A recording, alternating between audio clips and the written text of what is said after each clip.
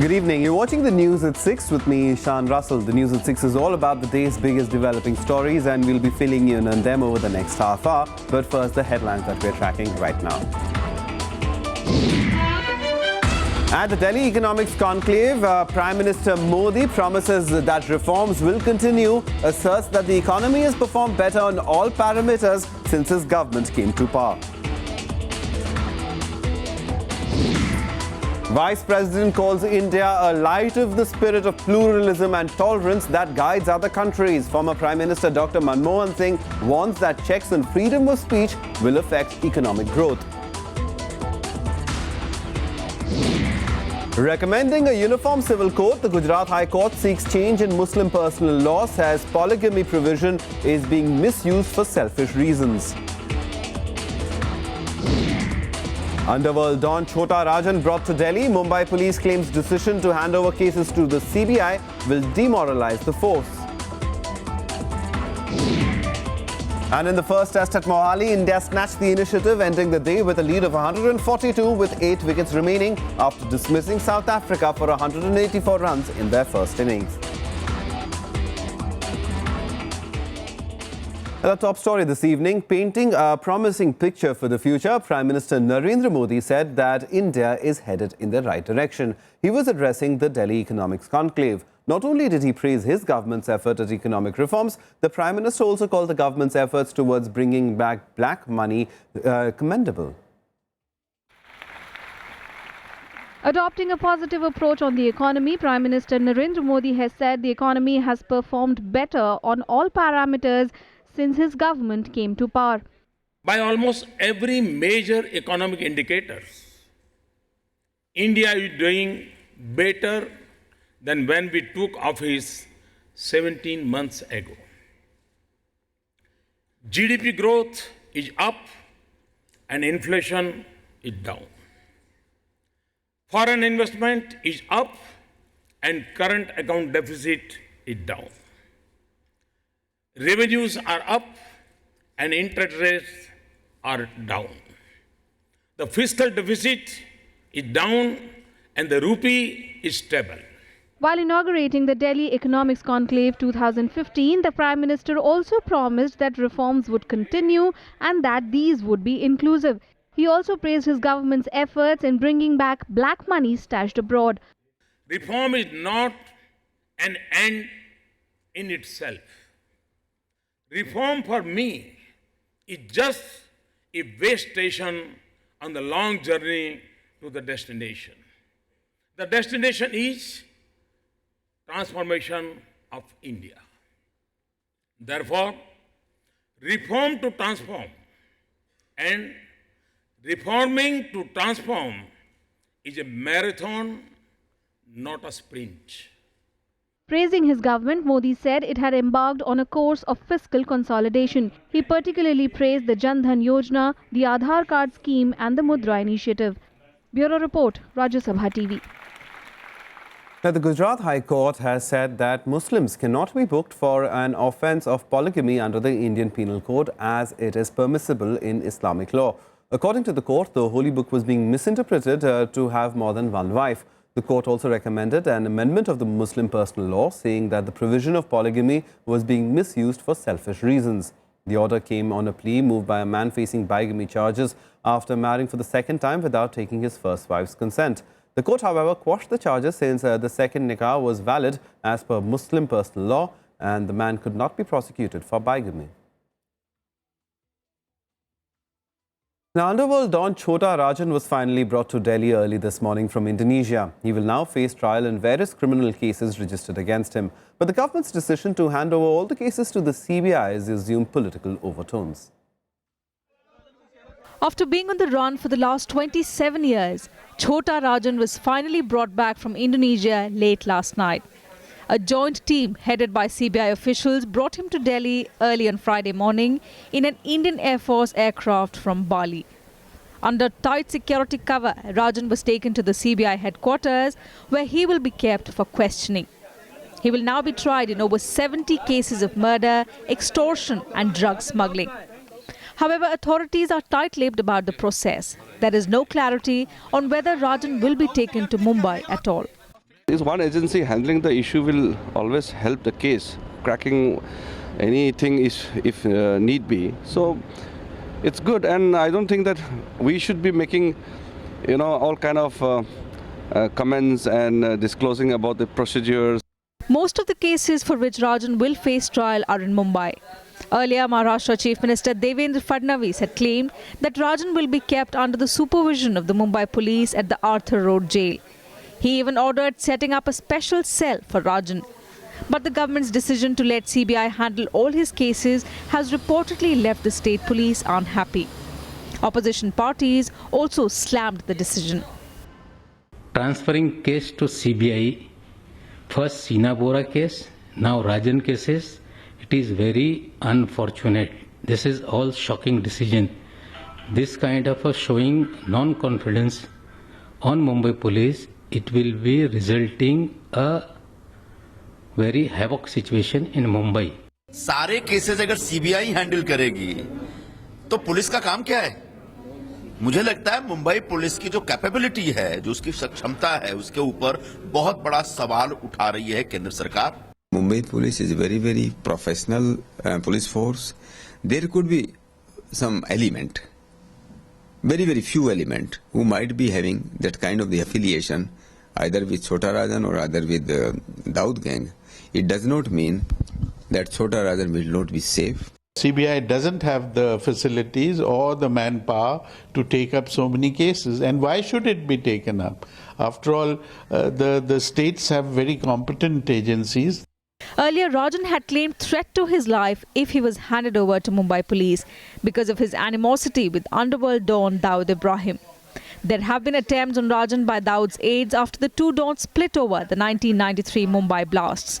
The Central Investigation Agency now hopes to get more out from Rajan on Dawood's whereabouts from his former aide. I think it depends what he tells the investigators, especially about Dawood. The effort to extradite him have been only with the effort with an attempt to reach Dawood. CBI will interrogate every case unless the court orders it. Rajan was living incognito in Australia before he was nabbed in Bali last month. The 55-year-old underworld don is on dialysis as both his kidneys are not working. With inputs from Vipin Chauhan, Bureau Report, Rajya Sabha TV. The former Prime Minister Dr. Manmohan Singh has joined the debate on intolerance. In an event to mark the 125th anniversary of India's first Prime Minister, Pandit Jawaharlal Nehru, the former Prime Minister cautioned the country against creating an impression of intolerance. He said that doing so would have an adverse impact on the economy. Suppression of dissent or free speech poses a grave danger for economic development as well. Former Prime Minister Manmohan Singh joining the debate on intolerance, warning that any attempt to curb the freedom of speech will affect the economic growth of the country. Speaking at a conference in New Delhi on Friday, the former Prime Minister expressed concern over recent incidents of murder of rationalists and thinkers. Deploring the act, Singh said such incidents are an assault on the nation. The assault or murder of thinkers for no more than disagreement with their views or because of the food they eat or their caste cannot be justified on any ground, nor can the suppression of the right to dissent be allowed. Congress leaders rallied behind the former Prime Minister, blaming the BJP for the prevailing atmosphere in the country. The BJP, however, was quick to retort. Very selective in terms of the criticism that they are making. And coming from Dr. Manmohan Singh, it comes as a surprise. Because one would expect he would have also a comment on the murder of Mr. Kulbargi, because there is a Congress government there. There is the murder of also Mr. Dhabolkar. That was also a Congress government. So why this selective view? Earlier in the day, on his way back from Bali, Vice President Muhammad Hamid Ansari also reiterated India's commitment to religious tolerance and plurality. Our commitment to plurality, to religious tolerance is self-evident. It is written down in the constitutional text as fundamental rights. It has been repeated again and again by the highest courts in the land. The Vice President also added that many countries actually learned from India about the benefits of a plural society. Bureau Report, Rajya Sabha TV. Time now for a quick roundup of all the other national news and updates nationwide. Congress Vice President Rahul Gandhi met the family of a Punjab farmer who committed suicide last month, reportedly due to debt. Rahul assured the family that he would take up its plight with the government. Earlier, he slammed the Prakash Singh Badal government for failing to find a solution to the farmers' problems. The Delhi High Court today dismissed a petition seeking the enactment of a law prohibiting cow slaughter and sale of beef across Delhi and the National Capital Region. The petition was dismissed after the Aam Aadmi government informed the court that there exists a law on cattle protection in Delhi.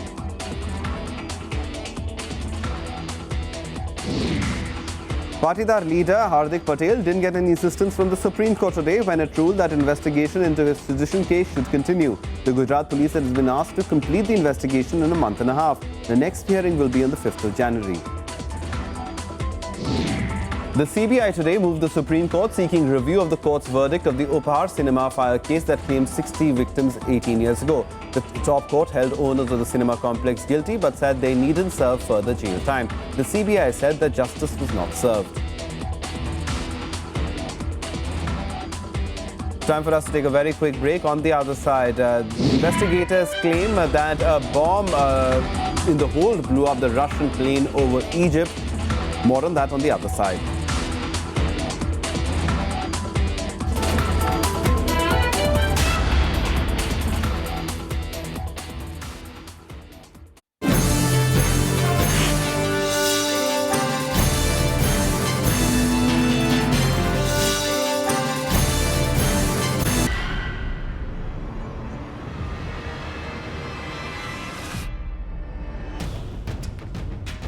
Earthquake-prone country in India, we require a lighter weight building to resist the earthquake as well as the blast force.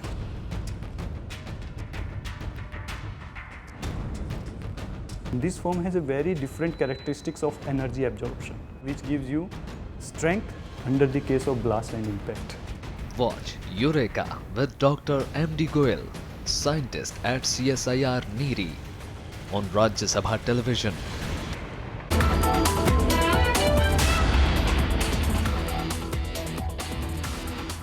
Welcome back. You're watching the news at 6. And Vice President Mohammad Hamid Ansari has met his Chinese counterpart Li Yuanchao at Hyderabad House in Delhi on Friday. The two leaders discussed a range of issues. After the delegation-level talks, the two sides also signed two agreements.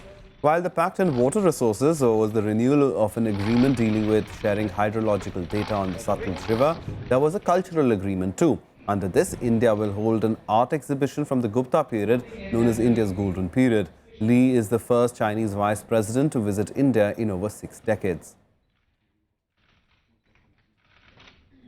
The visit of the Chinese vice president is part of the intensification of high-level exchanges between India and China. Since the formation of the new government in May 2014, Prime Minister Modi has met President Xi Jinping 5 times and Premier Li Keqiang twice. Vice President Shri Hamid Ansari had paid a visit to China in June 2014.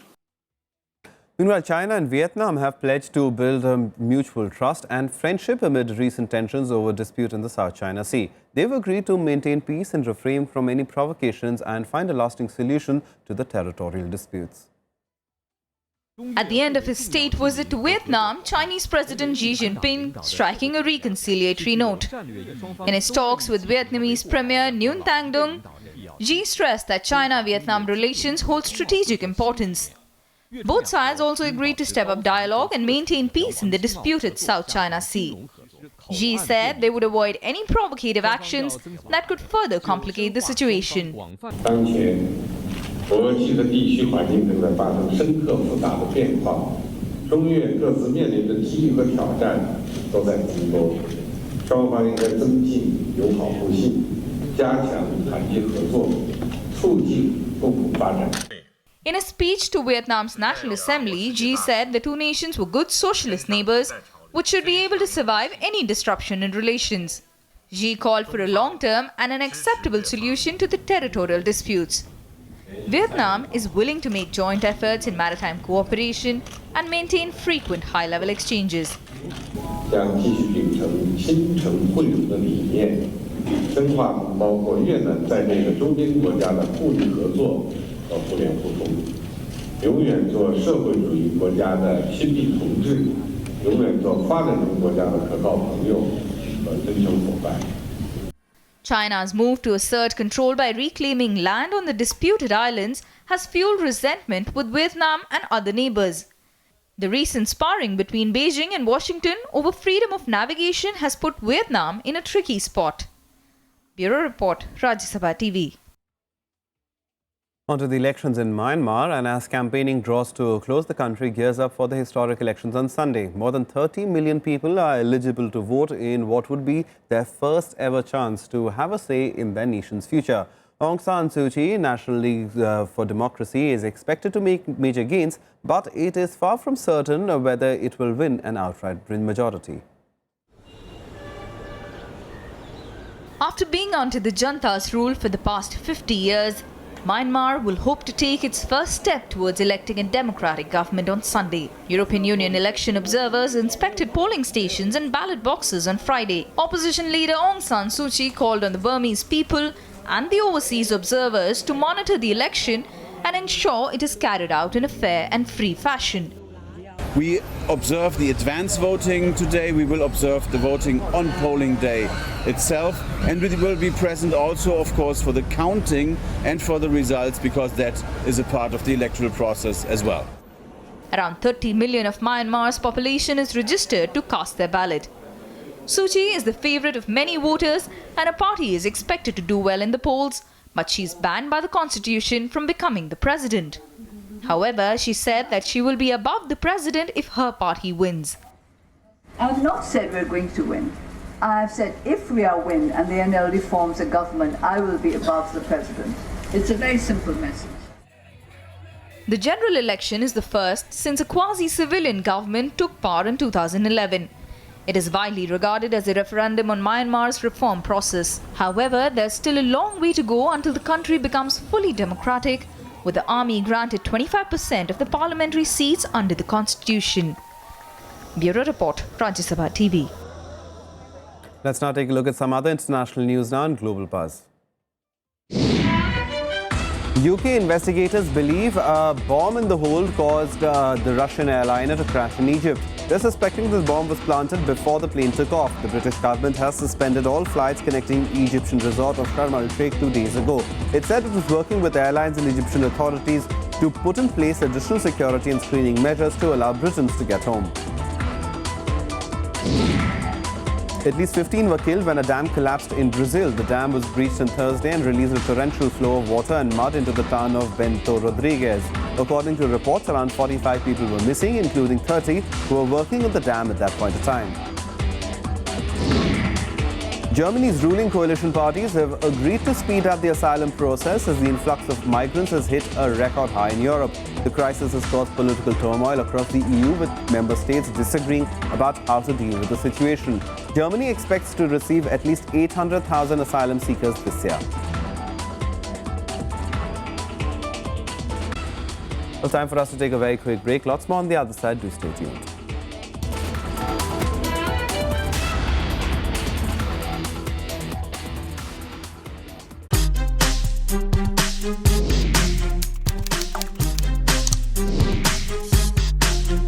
Get live Rajya Sabha session.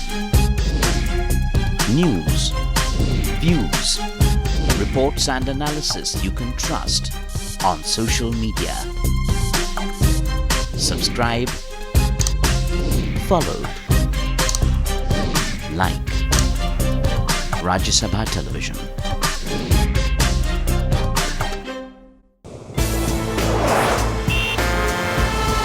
Tales that inspire, stories of social change. A salute to diversity, promoting public discourse. Events that motivate, inspiring the innovative spirit. Watch Rajya Sabha television documentaries every Friday at 10:30 p.m, Saturday 12:30 p.m, and Sunday at 1 p.m.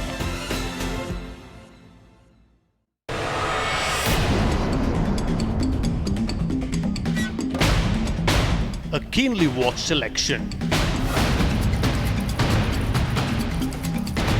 An intensely fought contest.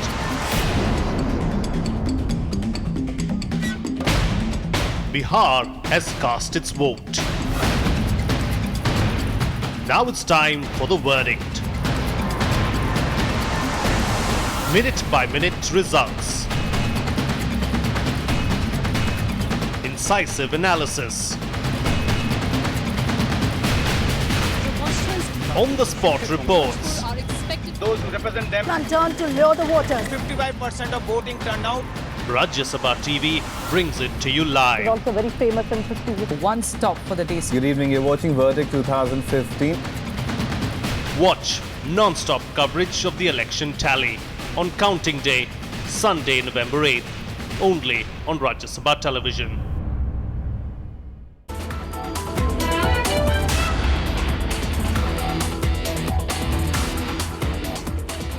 Welcome back. You're watching the news at 6. And now India took a comprehensive lead of 142 runs against South Africa on day 2 of the first test at Mohali. With Pujara and Kohli at the crease, India scored 125 for the loss of 2 wickets in their second innings at the end of day 2. India lost the first wicket at 9, but an 86-run partnership between Murli Vijay and Cheteshwar Pujara consolidated India's position. Earlier, Ravichandran Ashwin's 5-wicket haul helped India restrict the visitors to just 184 in their first innings. Left-arm spinner Ravindra Jadeja took 3 wickets, while leg spinner Amit Mishra picked up 2. For South Africa, AB de Villiers was the top scorer with 63, Hashim Amla made 43 and Dean Elgar scored 37. Time now for all the other sports action in Sportsbeat. World number 2 Roger Federer was knocked out of the Paris Masters after falling in the third round to American John Isner. Federer lost in 3 sets, 7-6, 3-6, 7-6. However, world number 1 Novak Djokovic stayed on course for a third straight title with a straight sets victory over Giles Simmons. Spaniard Rafael Nadal advanced to the Paris Masters quarterfinals. Nadal survived a scare against South Africa's Kevin Anderson while he was a point away from defeat. But he came alive late in the second set to score a 4-6, 7-6, 6-2 victory. Nadal will next face Stan Wawrinka in Friday's quarterfinal.